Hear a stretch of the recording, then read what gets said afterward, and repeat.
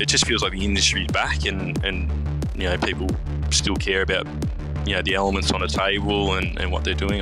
It's good to be back. There are so many different skills, industries, passions, and simple hard work that support the restaurant world.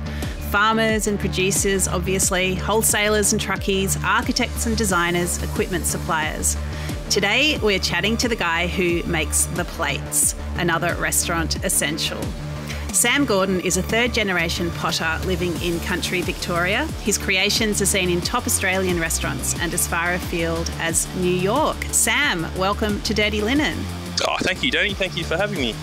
It's really great to have you on the show. I think it's really important to shine a light on all the sort of ancillary industries that support hospitality. Tell us a little bit about your world. Well, like you said, I'm a third-generation potter. My grandparents had a pottery in Gembrook, and my father worked for them, and then he left in his 20s and started Robert Gordon Pottery, which was great, and I was there for 20 years, and now I've just gone out on my own in the last 12 months, so it's been an interesting 12 months working from home in a studio. And I was only ever going to be a potter, so it was, and hospitality is where I just love the industry, and I'm always drawn to that. I guess I was always going to be supplying chefs pottery. What was it like as a kid growing up with people who are engaged with pottery all around you? Well, it's all I've ever known, but Mum and Dad first started the studio at home, much like, it's funny how I'm mirroring my parents' life. It was pretty bizarre, actually. I never thought I'd be having my own studio at home at the age of 40, but it's been good. But we had 20 potters at home in Gembrook in a shed opposite Mum and Dad's house, and clay is a really bizarre thing. It draws all different people, from any different skill set. They'll come in and have a go at it, like the chefs or architects or something. Clay is such an unusual medium where people gravitate to it. Like, the classes and things like that have never been busier, but I don't know. I just, I love clay. I did I did half a commerce degree and things like that, and then went into the industry. But I just love being at home and seeing the potters, and from the age of probably 10, I'd be out there weighing the clay out for the throwers, so the guys on the pottery wheels and things like that. So it's just always been around me. Yeah, it's so interesting. So Robert Gordon is a brand that a lot of people would have heard of. Tell us about how that business grew. Did everything always stay handmade, or is there sort of another way that you go when you start to scale up? No, it grew. So Mum and Dad started the business in the late 70s, and they sold to markets, all handmade out of a studio in Gembrook. And then that grew fairly quickly, and they moved to the base where they are now in Pakenham. And then in the mid-90s, Australian made just wasn't popular. It just, people were importing and things like that. So Dad made the decision to do both. So we imported product from various places, mainly China, and held on to the manufacturing base. And we just had to compete on pricing. It's so difficult to get that price point right with Australian made. It's interesting, like restaurants, when you make a plate, there's a bit of a cap on a price for Australian made. Like, it's impossible to sell a plate over $30, whether it's worth that or not, or, that's a different argument. But restaurants just can't afford it, even the best. If they break a plate, it's $30. But in retail world, if they buy a plate from you at $30, they've got to try and on-sell that to get their margin, so it becomes $60 or $70. But the restaurant industry can absorb a plate at $30, they don't have to worry about marking up, so that's always. But so Robert Gordon grew, and importing is a major part of it. I guess that's what they do, and also manufacture there. They've got 30 odd staff. It's a wonderful business. Yeah.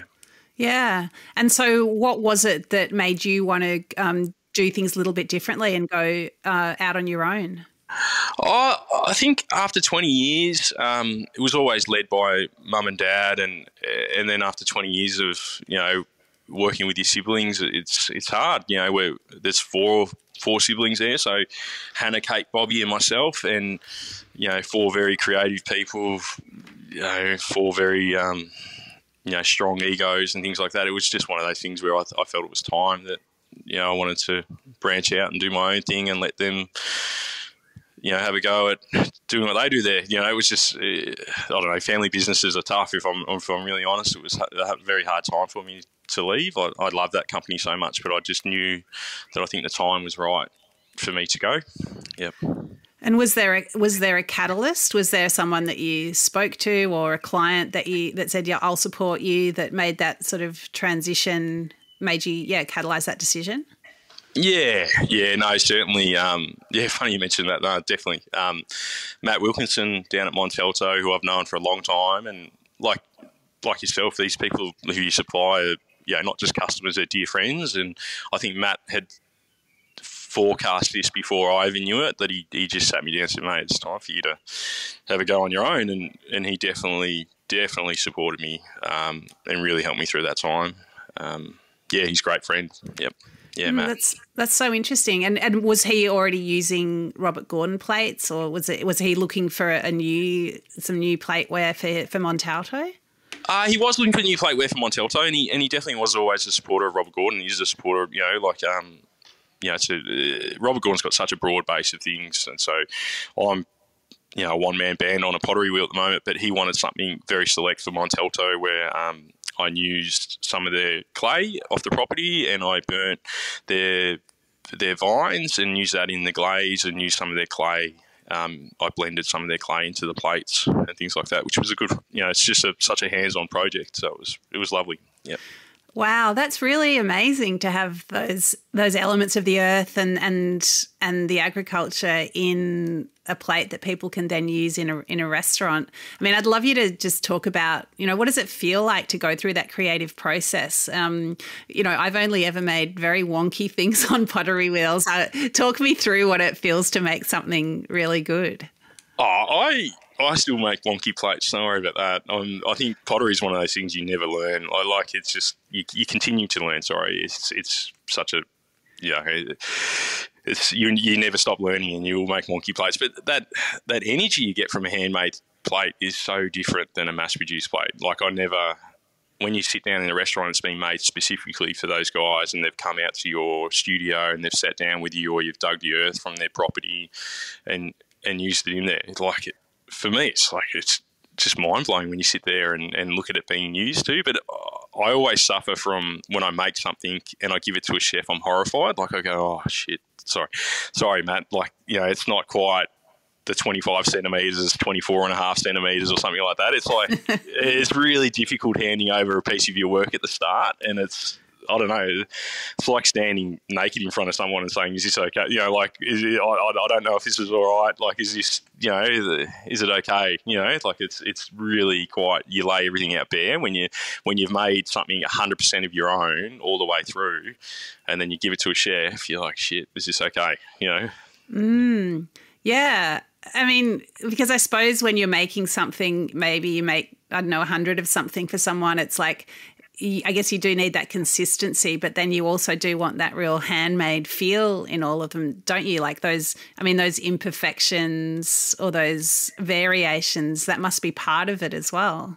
Yeah, there's a few non-negotiables with restaurants where you've got to make sure that it's fully vitrified. So that means no water can absorb into the plate and break it down over time. So when you look at some really old crockery, you'll see the spider lines in it, like a web, and that's starting to break down that plate because it's had water absorb into the body. So you don't want that. So you want something that is fully vitrified and can't absorb water over time. You want something that's got a stack, and I always make sure of that. So it's just a non-negotiable. Otherwise, you just can't supply the industry. You'll do one order and then it gets around pretty quick that your plates break.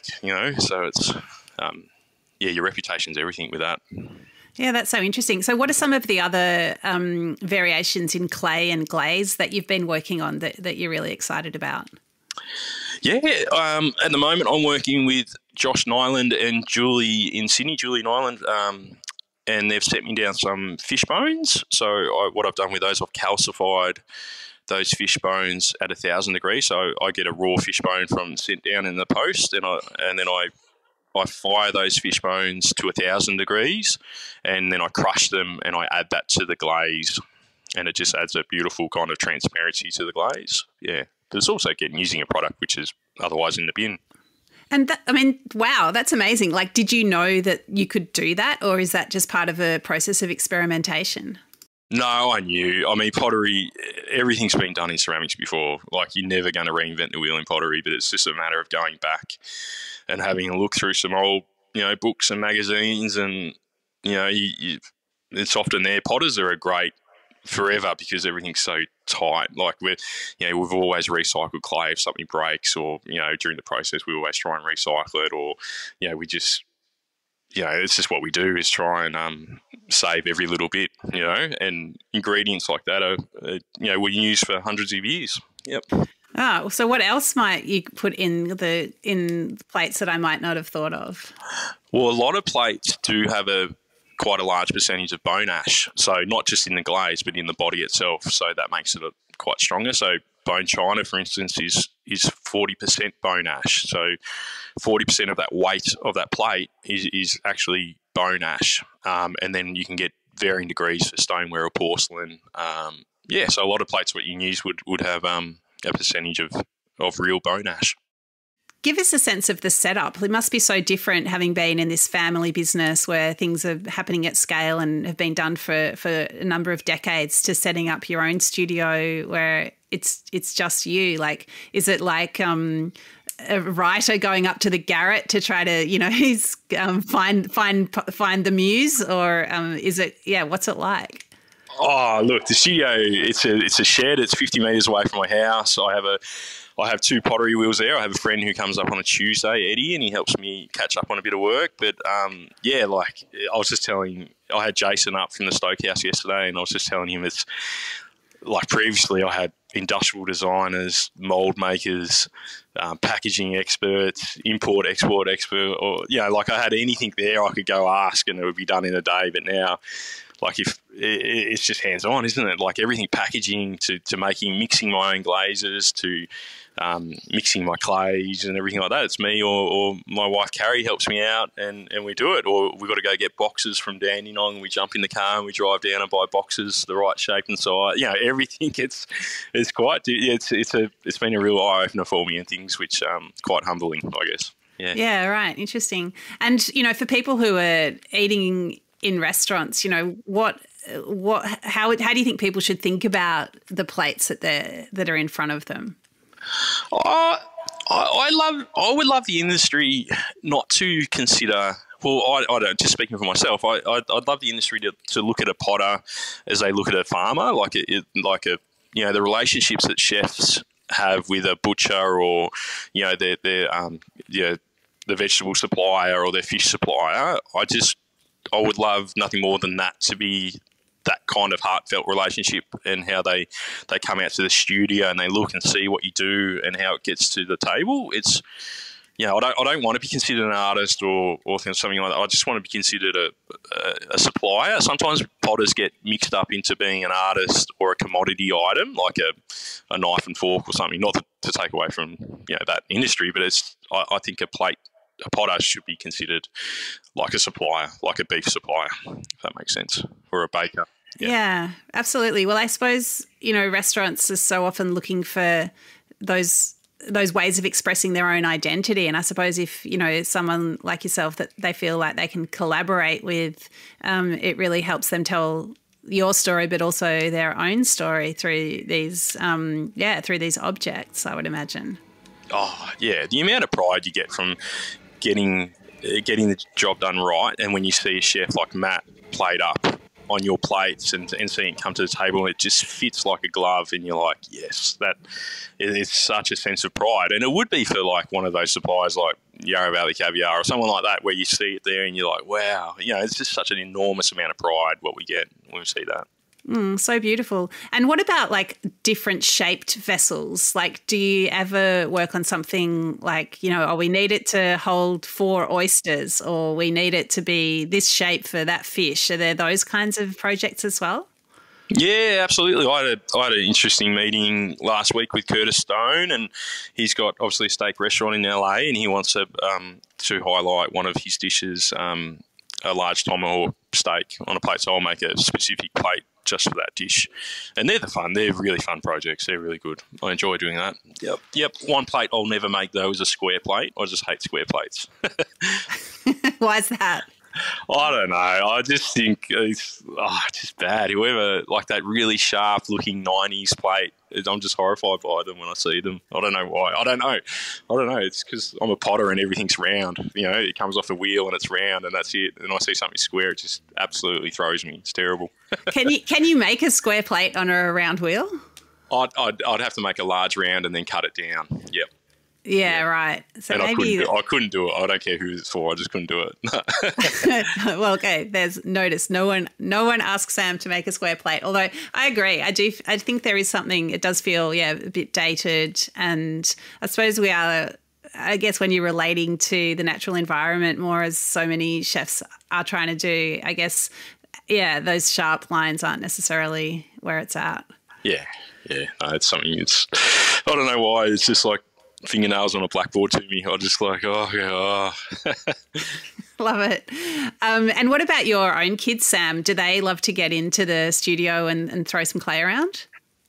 Yeah, they do. Yep. Yeah, especially the middle one, like they all do. But Sophia, I think the middle one, she's really creative. It's interesting. Like you can give someone a ball of clay and the way they hold it, I can tell if they're kind of natural with it. Like chefs are really good actually because they're working with their hands all day and they go, I want to come up and show me on the wheel a little bit, and you give them like literally a 10-minute lesson and they're making plates. It's really worrying actually. Like I had Jason up yesterday from the Stoke house and he was just incredible. He made like 2 plates and they were perfect. I said, mate, that's amazing. Yeah. So the kids are, Sophia, the middle one, has certainly got the grasp of clay. Yep. That is really interesting. I mean, a lot of chefs are making stuff, including plates. But would it be that stackability, that consistency? I'm sure there's a lot that you can bring to it that perhaps, the part-time potter couldn't. No, it's just the volume thing. It's you're right. It's making sure each one is going to stack and literally sitting there for 8 hours a day. Bending over a pottery wheel and getting up, wedging the clay, grabbing, making sure the firing is okay. There's a lot. Like I can make a plate in about 3 minutes on a wheel, but then to put it through the kiln, to dry it slowly, to glaze it, to fire it, it's a long process. It takes, the quickest you could get a plate out would be 5 days. Yep. Wow. Yeah. Well, I mean, I have to say I do really appreciate the synergy between a dish and the right plate, and there is certainly a pleasure in eating from that and also using beautiful crockery at home. So, I really appreciate the work that you do and the energy that you put into it, Sam. Is there anything else that you'd like to say? No, I touched on it before, but I love, everyone got through COVID and things like that, and now it just feels though there's a really good energy back in Melbourne, and I travel a fair bit too, and I went back to New York a few weeks ago, and it just feels like the industry's back, and people still care about the elements on a table and what they're doing. It's good to be back, is what I'm saying, I guess. Yeah. Yeah, love it. Well, congratulations on what you're doing, and I look forward to encountering your plates in some great restaurants around Australia and further afield. Thanks so much for sharing with us today. No, thank you, Dani. Thank you for your time and thank you for everything you do. Thank you. This is Dirty Linen, and I'm Dani Valent. We air the issues that the hospitality industry finds hard to talk about, hearing from different people with unique perspectives. We want to hear from you as well. If you have something that needs to be said about a topic, get in touch so we can include your perspective. Contact us at dirtylinenat.deepintheweeds.com.au or hit us up on Insta at Dirty Linen Podcast. We can't wait to hear from you. This